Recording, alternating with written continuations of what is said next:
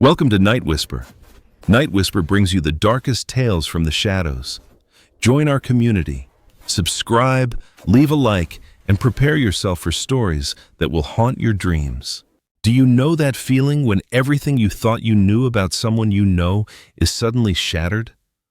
That moment when you learn that someone you've trusted your whole life has been hiding a secret so dark, so impossible, that your mind can't accept it? That's exactly what I'm going through right now. I'm sitting in my family's old house, watching my grandfather prepare breakfast as if nothing had happened. As if I hadn't seen him last night, as if I hadn't seen him carry a woman's lifeless body into the woods at 2 a.m. Let me back up. I'm Jason, 26, software developer, living 2 states away from where I grew up. My childhood memories are fuzzy at best, not because anything bad happened, just because my brain never seemed to hold on to much from back then. But my grandfather? He always stood out. Not because he was around a lot. Actually, it was the opposite. Grandpa Walter only showed up for Christmas, maybe Thanksgiving if we were lucky. When he did visit, he was this giant of a man with a deep, rumbling voice that could tell stories about far-off lands and make coin tricks seem like real magic. I remembered liking him. I remembered thinking he seemed sad, tired in a way that went deeper than just being old. My grandmother died before I was born, so I always figured that's what made him that way. That was the extent of my relationship with him, limited but positive.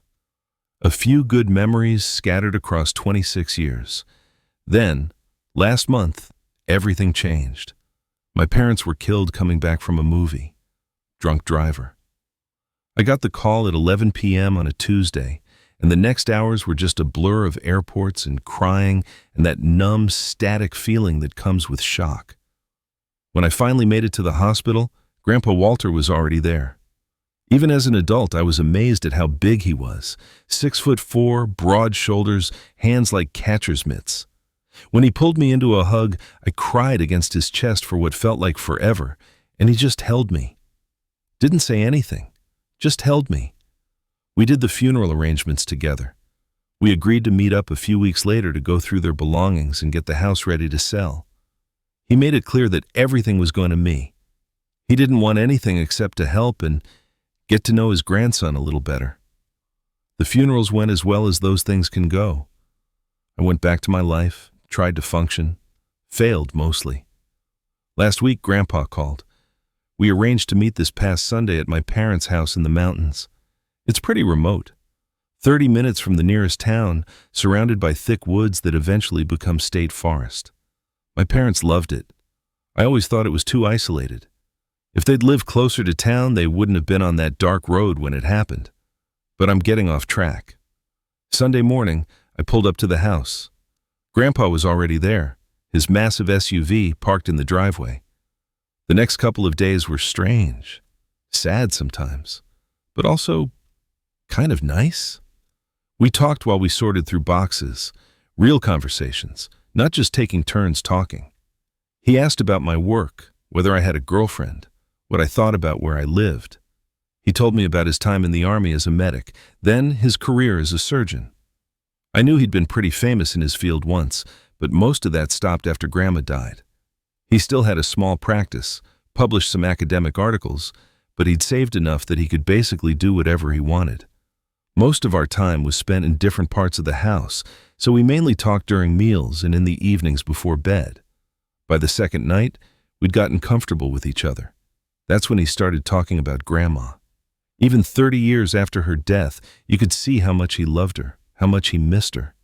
He started with a story that barely involved her, but soon he was just remembering.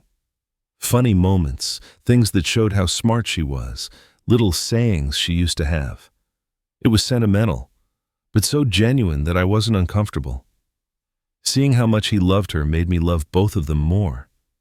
I'd just finished that thought when his expression changed, like a ship sailing into a storm. The warmth drained out of his face, replaced by something cold and hard. He started talking about how she was taken from him, how that man, that thing, had killed her. I just listened, confused. As far as I knew, Grandma had been killed by a drunk driver. Terrible, but not whatever this was. He was making it sound like she'd been murdered, intentionally, by someone specific. It got vague after that. I could see when he realized he was saying more than he meant to. He looked embarrassed, apologized for rambling like an old man, made some joke about becoming one of those people at the mall who talk for hours about nothing. I laughed, was about to tell him I was actually enjoying it, but he was already on his feet checking his watch. "I need to run into town," he said. "Take care of a couple of things before it gets too late. See you in the morning." This struck me as strange for two reasons. First, we'd just been to town that afternoon and bought enough supplies to last us several more days. Second, it was almost 10 p.m. Nothing would be open except maybe a gas station or bar, and the nearest town was a good 30 minutes away. Still, he was an adult, my elder. None of my business. I said goodnight. A minute later, I heard his SUV rumble to life and crunch its way down the gravel drive into the darkness. I tried to sleep but couldn't. The bed was next to a window on the upper floor, and I kept peeking out, watching for headlights. The moon wasn't full, but bright enough to paint everything silver, the lawn, the trees, the woods beyond. It was beautiful, and I knew my parents had loved living here. Too remote for my taste, though. I picked up my tablet and started reading. Before I knew it, I was asleep. I'm not sure what woke me. Maybe the rumble of the engine, maybe the squeak of the driver's side door, maybe some instinct that something had changed. I looked out the window. Grandpa was standing at the rear of his SUV, looking around for several seconds before opening the back hatch. At first, I couldn't see what he was doing. Wrong angle. But then he reached in and started pulling something out. A body. A woman. He pulled her out enough to lift her in his arms. She was completely limp, arms hanging, head lolling. And then he carried her into the trees. I know it was nighttime. I know there was probably 50 yards between us, but I could see it clearly. The moonlight was that bright. And with her arms swinging loosely and her head rolling with each step he took, it was obvious. She was either deeply unconscious or dead.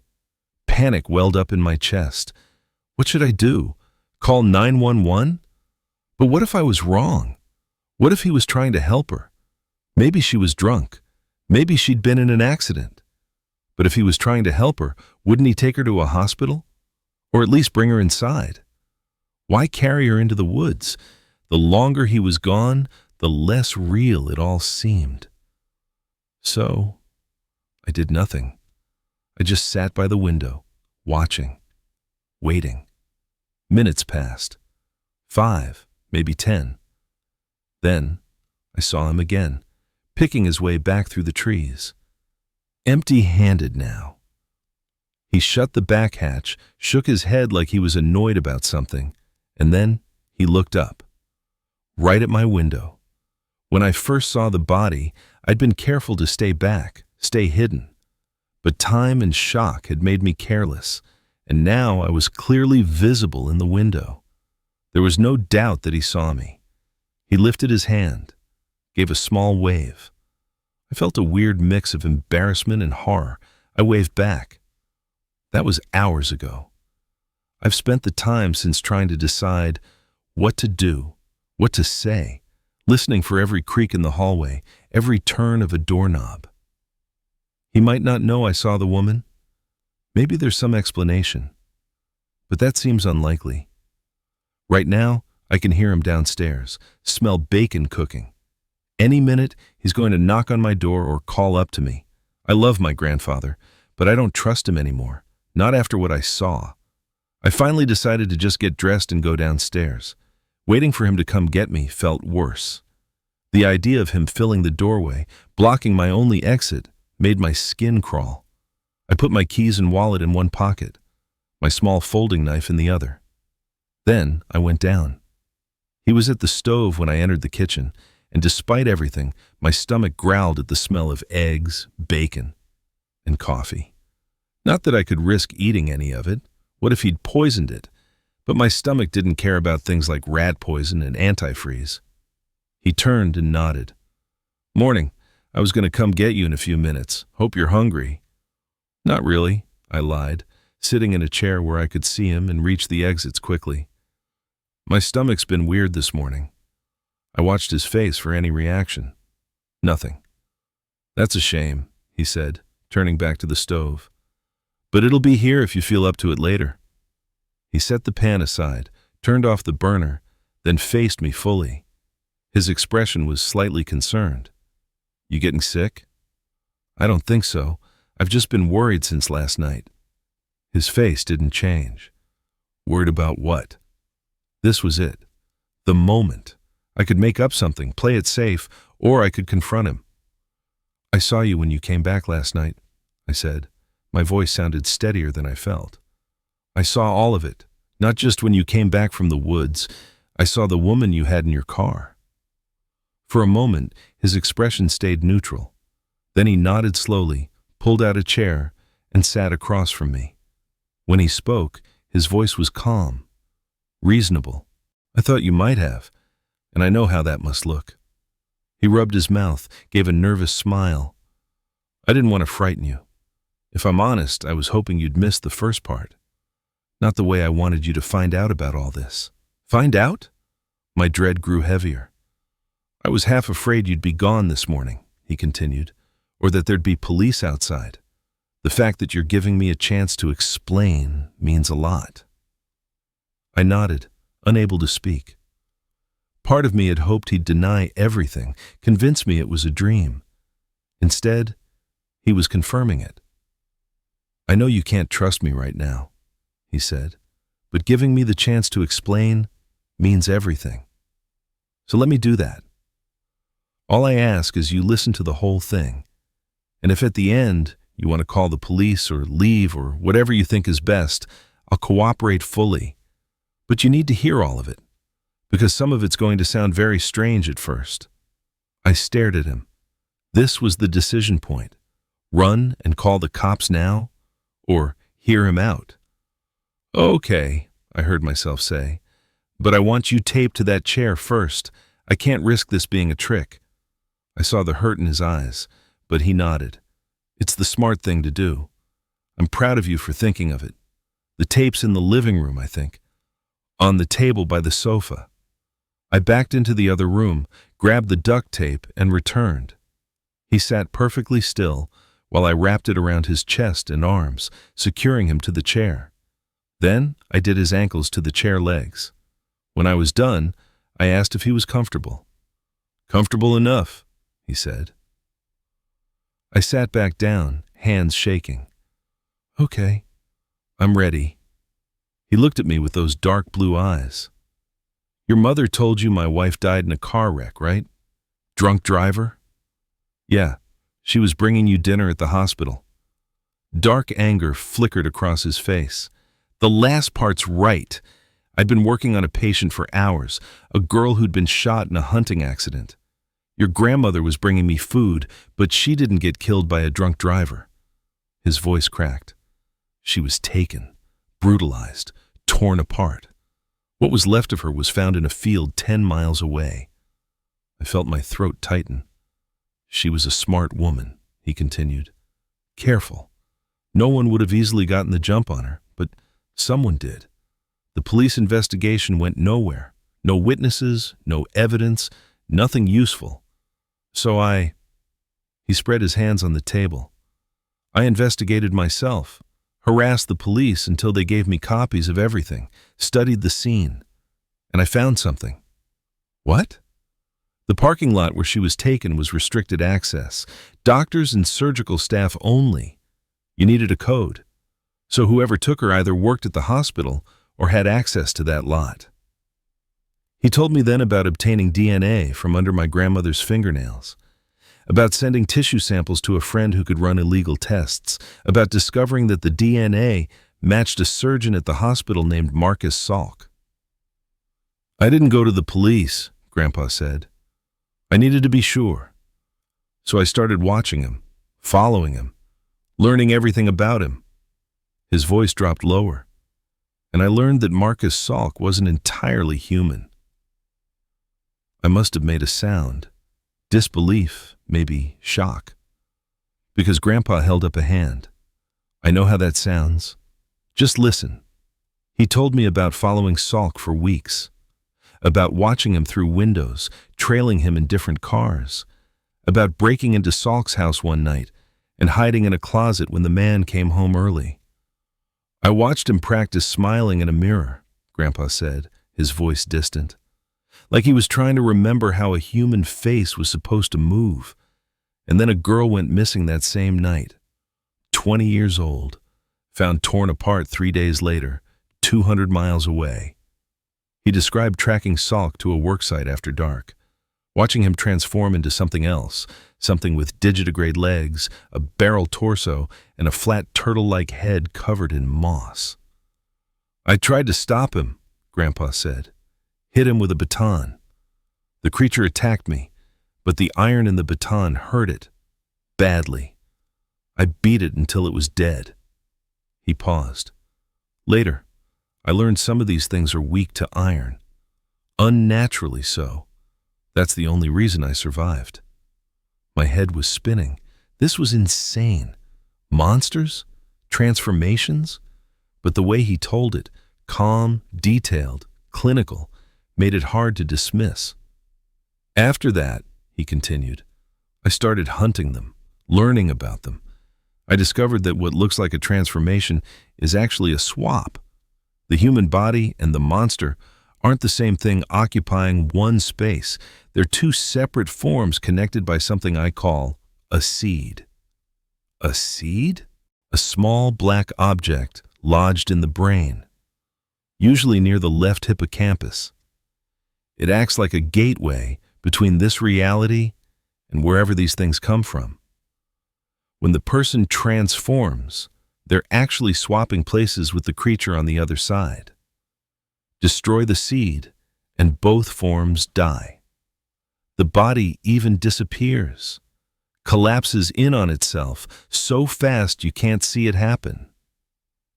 He explained how he'd built a secret facility, how he'd captured these outsiders, studied them, learned their weaknesses, how he'd killed 86 of them over 30 years. And the woman last night? I asked, my voice barely a whisper. Number 87. I encountered her at a gas station the day before you arrived. I could sense she was one of them. That's another thing I gained from ingesting Salk's blood when I killed him. I can detect them now, feel it when I'm near one.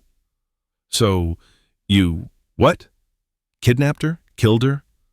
I sedated her, brought her back here. And yes, I killed her, drilled through her skull to destroy the seed. His eyes were hard. She was a college professor. Seemed normal. But I guarantee you, if I dug into her life, I would have found people suffering around her. People dying in ways that seemed like accidents or suicides or random violence. That's what they do, Jason. They infiltrate. They destroy. And they're part of a larger plan. What plan? I don't know the end game, but I know it's intelligent, purposeful. The seeds are designed too perfectly. They target specific people who can accomplish specific goals. It's not random.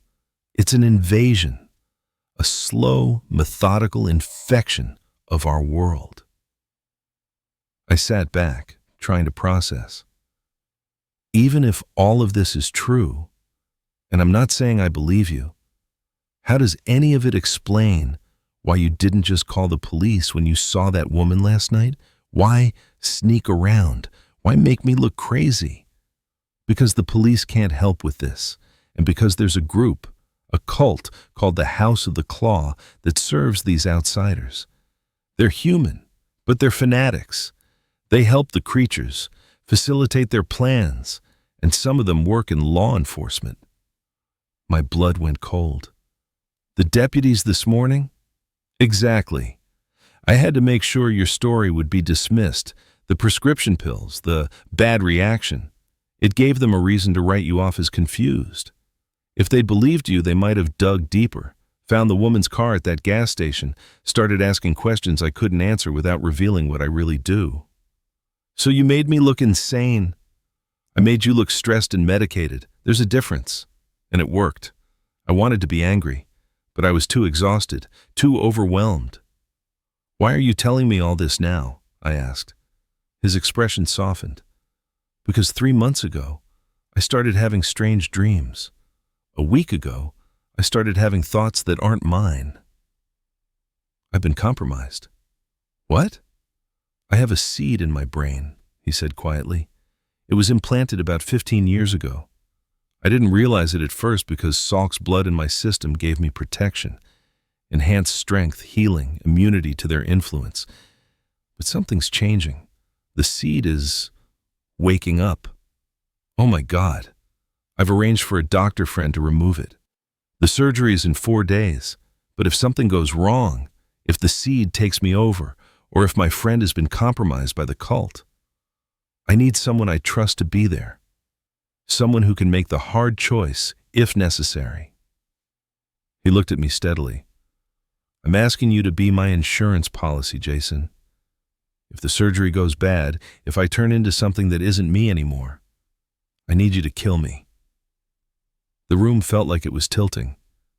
"You don't have to answer now," Grandpa said. "Think about it. Decide if you believe me. Decide if you're willing. But I need an answer before the surgery. And if you say yes, you need to be ready for what comes next, because this thing goes deeper and darker than you can imagine." I stood up, my legs shaky. "I need some air." "Take all the time you need." I walked outside into the bright afternoon sun, sat on the porch steps, tried to think. Everything he'd said was insane. Monsters, seeds, cults, secret wars. It should have been easy to dismiss, but I couldn't, because deep down, some part of me recognized the truth in his words, the weight of them. And when I went inside my own head into what he'd called my inner dark, I found something waiting there, a version of me that was ready for this, that wanted this, that had been waiting my whole life to matter. 3 days later, I helped my grandfather prepare for the surgery. We drove 2 hours to a warehouse he owned under a shell company, Jagger Solutions Inc. It looked abandoned from the outside, but inside was a workshop, vehicles, and a hydraulic hatch hidden under a pile of scrap metal. Below the warehouse was a bunker, living quarters, a lab, and a vault that had once belonged to a bank in Arkansas. "This is where I do my real work," Grandpa said, showing me around. The vault was the most disturbing part. Metal table bolted to the floor, straps and chains, medical equipment mixed with power tools, mesh cages mounted on the walls. "It looks like a torture chamber," I said. "It's exactly that." His voice was flat. "If I'm being honest." He showed me videos of captured outsiders transforming, their bodies swapping with creatures made of coiled flesh, or insectoid nightmares, or things I couldn't even begin to describe. He showed me documents, evidence, proof. By the end of it, I believed him. "I'll stay," I told him. "I'll be there for the surgery, and if something goes wrong," I swallowed hard, "I'll do what needs to be done." He put a hand on my shoulder. "Thank you." The day of the surgery, I picked up Dr. Prakash from a department store parking lot. Small man, mid-40s, nervous but determined. "Thank you for this," I said as we drove. "Your grandfather saved my daughter," he replied softly.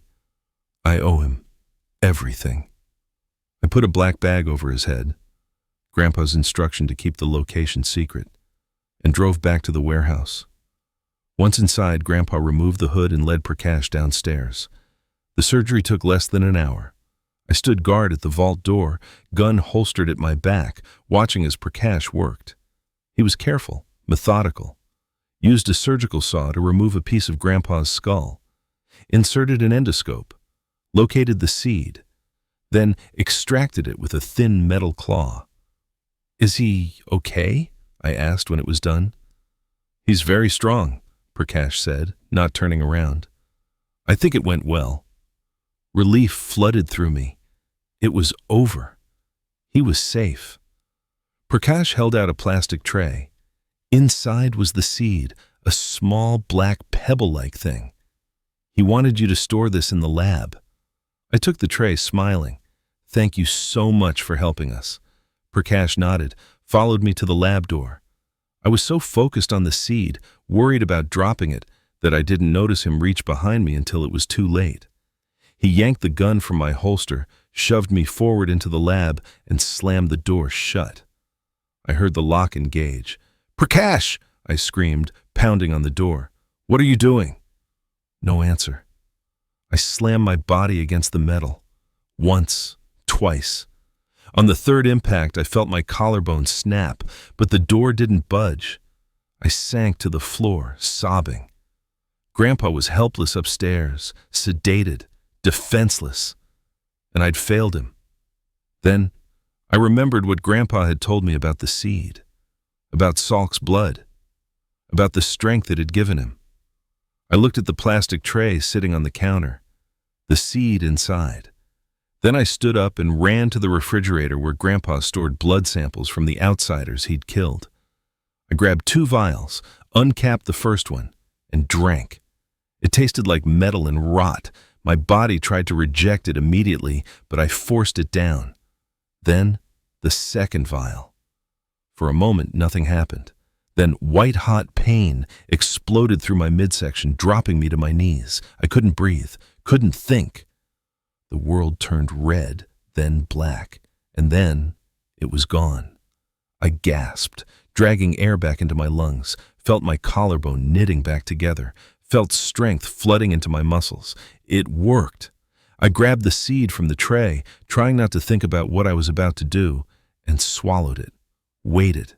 At first, nothing. Then I felt it, my broken collarbone finishing its repair. My arms getting stronger, denser. When I slammed my fist into the door, I felt the metal bend. 3 more hits and the hinges popped loose. I kicked it down and ran upstairs. Prakash was at the corner workshop, searching frantically through tool drawers. When he heard me, he spun around, eyes wide. "Stay back!" He looked down at his empty hands, realized he'd left my gun in the car. "I'm warning you." "Where's my grandfather?" He glanced toward the vehicles outside. "They found me, found my family. If I don't bring him to them, they'll kill my wife, my daughter." "Shut up. Who found you?" "The cult, the House of the Claw. They had my daughter once before, years ago, and your grandfather got her out, but she must have—" He stopped. "She must have fallen back in with them. That's how they tracked me." I felt rage building in my chest, hot and overwhelming. "You told her about the surgery," I said. It wasn't a question. His eyes widened. He'd just realized his mistake. I grabbed him before he could run, threw him against a workbench, pinned his hand to the table with a screwdriver. While he screamed, I made him tell me everything. The motel, the room number, the meeting time. Then I gagged him, tied him up, and locked him in the vault. My grandfather was in the pickup truck outside, unconscious but alive. I drove him to a hospital an hour away, told them he'd been attacked by an unknown assailant, made sure he was stable. Then I went to handle the cult. Room 609 at the Sunset Motor Lodge. I got there 2 hours early, set the scene, waited. At 9:59 p.m. there was a knock at the door. I opened it, staying behind it as 3 figures entered. They saw what I'd left for them, 2 bodies tied to chairs. One was Prakash, throat cut, arms broken. The other was his daughter Gabrielle, very much alive. "Gabby," one of the men said, rushing to her. "Baby, what are you doing here?" I slammed the door shut, drove a knife into the nearest cultist's neck. The third went for his gun, but I slashed his eyes before he could aim. 5 quick stabs and he was down. The first man, Keith, ran for the bathroom. The door burst open again.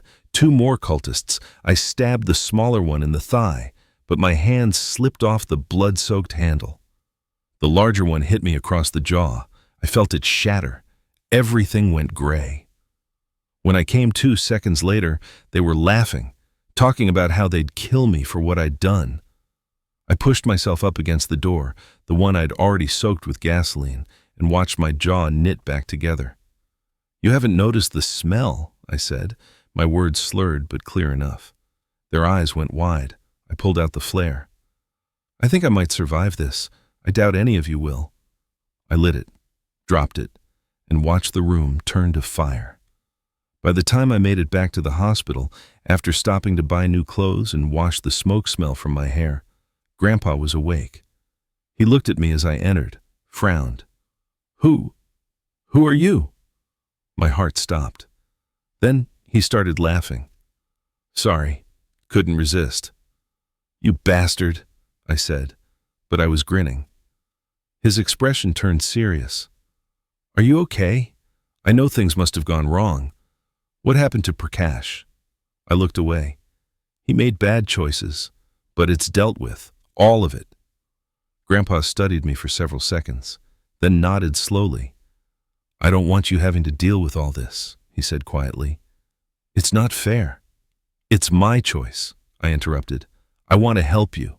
I want you to teach me. We can do more together. I paused, and neither of us will have to be alone anymore. He looked at me for a long moment, then his throat worked, and he nodded. I liked the sound of that. The next 6 months changed everything. Grandpa healed faster than the doctors expected, another benefit of the outsider blood in his system, though he couldn't exactly tell them that. Once he was discharged, we went back to Jagger Solutions and got to work. He taught me everything. How to identify outsiders by the nauseous feeling you get when you're near them. How to track them without being noticed. How to plan an extraction. His word for a kill. How to destroy the seed and make the body disappear. The key is always being smarter than them, he said one night in the underground lab. They're stronger, faster when they swap forms. They can kill you a dozen different ways, but they're also arrogant. They've been doing this for so long, infiltrating so successfully, that they've gotten comfortable. That's their weakness. He showed me his notes on dozens of outsiders he'd killed over the years. Teachers, doctors, business owners, homeless people. The seeds didn't discriminate. Every host served a purpose in whatever larger plan was unfolding. I've tried to find a pattern, Grandpa said, flipping through files. Tried to figure out what they're building toward. But I only see fragments. An outsider in city planning pushing for infrastructure changes, one in a pharmaceutical company manipulating drug trials, another in a school district targeting specific children. He shook his head. It's like looking at scattered puzzle pieces without seeing the full picture. Do you think we can stop it? I asked. Whatever they're planning? I think we can slow it down, save the people we can. That's enough. My first real hunt came 3 months after the surgery. Grandpa had been teaching me surveillance techniques, how to tail someone in a car, how to watch a house without being noticed, how to gather information without leaving a digital footprint. We'd been practicing on random targets, people we knew weren't outsiders, just to build my skills. Then one afternoon, we were at a hardware store in a town 2 hours from the warehouse, and I felt it. The nausea hit me like a punch to the gut. I stumbled, grabbed Grandpa's arm. You okay? He asked, concerned. Then he saw my face. You feel one? I nodded, looking around. The sick feeling was strongest when I faced the checkout lanes. There! A man in his 30s buying paint and brushes, brown hair, glasses, wearing a polo shirt and khakis. He looked like every suburban dad I'd ever seen. Grandpa's hand tightened on my shoulder. Good. Now don't stare. Don't react. Just remember his face. We finished our shopping, left the store, sat in the parking lot, and watched the man load his supplies into a Toyota Camry. Now we wait, Grandpa said. See where he goes. See if we can learn who he is. The man drove to a subdivision about 10 minutes away, pulled into the driveway of a 2-story house with a basketball hoop over the garage. A woman came out to greet him. 2 kids, maybe 8 and 10, ran circles around them. He looked so normal. That's what makes it hard, Grandpa said quietly, reading my thoughts. They wear human lives like costumes. And somewhere, the real person whose body that is might still be in there, trapped.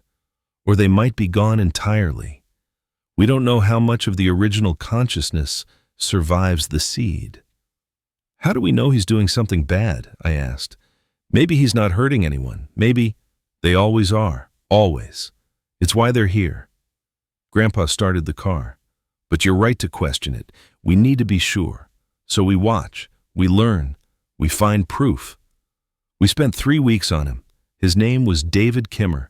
He worked from home as an accountant, coached his son's little league team, went to PTA meetings. From the outside, he was aggressively normal. But when we dug deeper, we found the cracks. 3 kids on his son's team had died in the past 2 years. One in a drowning accident. One from a sudden aggressive cancer. One from what was ruled a suicide. A 9-year-old who supposedly hanged himself in his closet. He's targeting children, Grandpa said, his voice hard. Probably picking ones that won't be missed as much. Broken homes, troubled kids, making it look like accidents or natural causes. How do we prove it? We don't need to prove it. We just need to stop it. We took him on a Saturday night. Grandpa had taught me the cocktail, a mixture of sedatives and paralytics that would drop an outsider fast. We waited until Kimmer left for his usual evening jog, then I stepped out of the shadows at the corner of his route. "Excuse me," I said. "Do you know where—" I jammed the syringe into his neck before he could react, pushed the plunger. He made a surprised sound, flailed once, then went down. 10 seconds. Just like Grandpa said. We loaded him into the SUV and drove back to Jagger Solutions. Down to the vault, strapped him to the table. "You sure you want to do this?" Grandpa asked. "It's not too late to let me handle it." "I'm sure." He handed me the drill, showed me the spot just in front of and halfway up the left ear. "Press firmly. When you feel the bit punch through bone, ease up a little. You're looking for the seed. It'll feel different when you hit it, less resistance. And when it shatters, step back fast." I positioned the drill, took a breath, pulled the trigger. The drill whined, bit into Kimmer's skull. Blood welled up around the bit, soaked into the towel I'd placed beneath his head. I felt the bone give way, eased the pressure, kept drilling. Then, something changed. The resistance vanished. The drill lurched forward slightly. I stepped back. There was a low vibration in the air, a hum I could feel in my teeth. And then, David Kimmer's body collapsed in on itself. Imploded. Gone in less than a second, like it had never been there at all. The drill clattered to the floor where the table had been. I stood there, breathing hard, hands shaking. "You did good," Grandpa said. He put a hand on my shoulder. "I know it doesn't feel good. It never does. But you saved whoever he would have killed next. You stopped something evil. That matters." I nodded, couldn't speak yet. "Come on," he said. "Let's get cleaned up. Then we'll talk." Upstairs, over coffee, Grandpa told me something he hadn't before. "There are others," he said. "Other hunters. I've met a few over the years. We don't work together often. It's safer to stay independent, but we share information sometimes, warn each other about house cells in certain areas, that sort of thing." "How many?" "I know of maybe a dozen. There might be more. Or there might be less now. This work has a high mortality rate." He sipped his coffee. "I'm telling you this because if something happens to me, you're not alone. There are people you can reach out to. I'll give you names, contact methods. But be careful. Trust is hard to come by in this world." "Nothing's going to happen to you," I said. He smiled. "I appreciate the sentiment, but we both know better. I'm 77 years old, Jason. Even with the enhancements from the outsider blood, I'm slowing down. At some point, I'll make a mistake, or I'll just get too old to keep doing this. That's why I'm glad you're here. You can carry this on. We'll carry it on together," I said. "For a long time." "I hope so." We worked 5 more cases over the next 3 months. I got better each time. faster, more confident. The nausea when I encountered an outsider became familiar, almost welcome. It meant I'd found another one. We saved people. Not directly, usually, but by removing threats before they could do more damage. A nurse who was euthanizing patients. A lawyer manipulating custody cases to place children with abusive parents. A city councilman pushing zoning changes that would have displaced hundreds of people into dangerous areas. Each time we extracted one, I felt more certain this was what I was meant to do. Then came the night that changed everything. We were tracking an outsider in a town 3 hours north. Female, mid-40s, worked as a real estate agent. Grandpa had sensed her 2 weeks earlier, and we'd been building a pattern of her movements. "She's meeting someone tonight," Grandpa said, checking his notes. "Usually meets this person once a month. I haven't been able to ID them yet, but my guess is it's either another outsider or a house member." "Where's the meeting?" "Old warehouse district, abandoned textile mill." He looked at me. "Could be a trap. Could be they've noticed us watching." "You think we should abort?" "No. I think we should be extra careful." We arrived an hour before the meeting time, parked a quarter-mile away, approached on foot. The mill was a massive brick structure, windows broken, graffiti covering the lower walls. We found a position on the second floor of an adjacent building with a clear view of the mill's entrance. At 10 p.m. exactly, the real estate agent arrived, parked, went inside. 10 minutes later, a car pulled up. A man got out. Mid-50s, expensive suit, briefcase. "You recognize him?" I whispered. Grandpa's face had gone pale. "Oh, God." "What? Who is he?" "Senator Harold Morrison. He's running for governor next year." We watched Morrison enter the building, watched the lights come on in a third-floor window. "We need to get closer," Grandpa said. "If Morrison's one of them, or if he's house, this is bigger than I thought." We moved carefully, using the shadows. Got to the mill, found a fire escape, climbed to the third floor. Crept down a hallway toward the lit window. Voices. We couldn't make out words, but the tone was professional, businesslike. Grandpa peered around the doorframe. I saw his expression change. Shock, maybe, or fear. He pulled back, motioned for me to look. Ida. The real estate agent and Morrison were standing in what looked like an old office. But they weren't alone. There were 7 others in the room. And when I looked at them, really looked, I saw it. They were changing, swapping, not all at once, but flickering. Like a TV with bad reception. 1 second human, the next second something else. A woman became a thing made of black water, rippling and reforming. A man became a cluster of eyes and mouths arranged in a spiral. Another became something I couldn't even process, angles that hurt to look at, colors that didn't exist, and they were all focused on Morrison, who stood perfectly still in the center of the room. "It's a seeding," Grandpa breathed. "They're putting one in him." I watched as one of the creatures, the thing that had been the real estate agent, produced something small and dark. The seed. Morrison opened his mouth. The creature placed the seed on his tongue. He swallowed. For a moment, nothing happened. Then, Morrison's whole body seized. He collapsed, convulsing. The outsiders didn't move to help him, just watched. After 30 seconds, Morrison went still, opened his eyes, and smiled. "Welcome," one of the creatures said, its voice wet and wrong. "You'll do great things for us."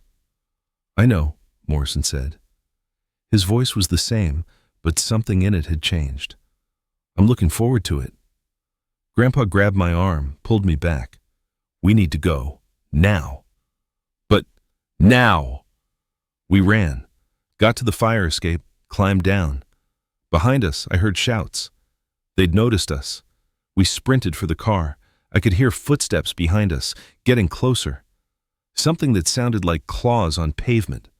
Grandpa turned, raised his gun, fired 3 times. I heard a shriek, then the footsteps stopped. We reached the car, threw ourselves in.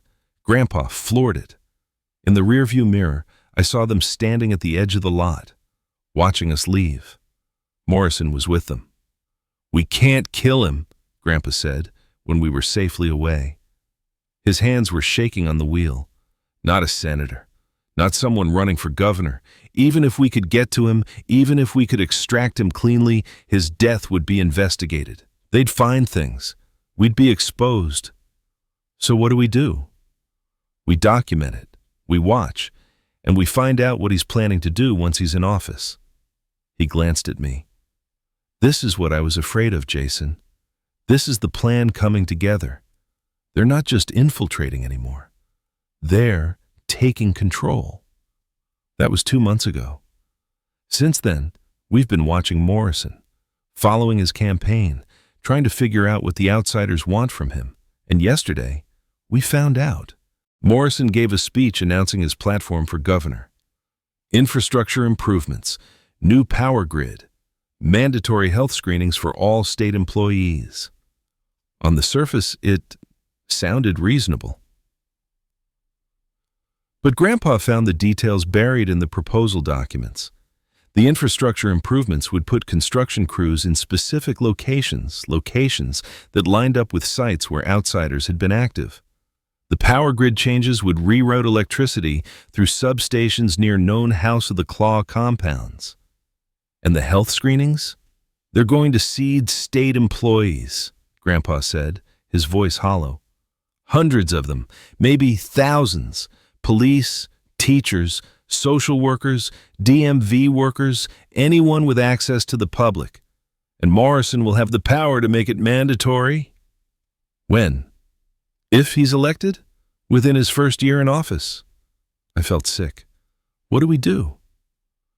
Grandpa sat back in his chair, looked older than I'd ever seen him. "I don't know," he said quietly. "For the first time in 30 years. I don't know." We sat in silence for a long time.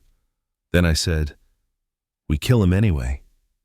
Jason, we kill him, and we make it look like a house cell did it, frame them for his murder, turn the outsiders against each other." Grandpa stared at me. "That's risky. If it goes wrong, if we do nothing, they win. They take the state. Then, maybe the region. Then more. We can't let that happen." He studied me for several seconds, then slowly nodded. "You're right. We don't have a choice." He reached across the table, gripped my hand. "I'm proud of you, you know that? You've become exactly the kind of hunter this world needs." I squeezed back. "I learned from the best. We're finalizing the plan now. It'll happen in 2 weeks at a campaign event in Columbus. We've identified 3 House members who'll be in attendance. We'll make it look like they turned on Morrison, a power struggle within the cult. It might work. It might not. But we have to try. Because if we don't, if we let Morrison take office, if we let the seeds spread, then my grandfather was right. This isn't just about hunting monsters anymore. It's about stopping an invasion. And I'll do whatever it takes. I'm writing this in the underground lab at Jagger Solutions. Grandpa's upstairs, going over surveillance footage from Morrison's headquarters. In a few hours, we'll drive to Columbus and set our plan in motion. I don't know if we'll survive. The odds aren't great. But I know that if my parents could see me now, if they knew what I was doing, they'd understand. They'd be proud. This is what I was meant for. Not software development, not a quiet life in a city somewhere. This. Hunting the things that hide in human skin. Protecting people who don't even know they need protecting. Fighting a war that no one else can see. My grandfather spent 30 years doing this alone, carrying the weight of it by himself. But he's not alone anymore, and neither am I.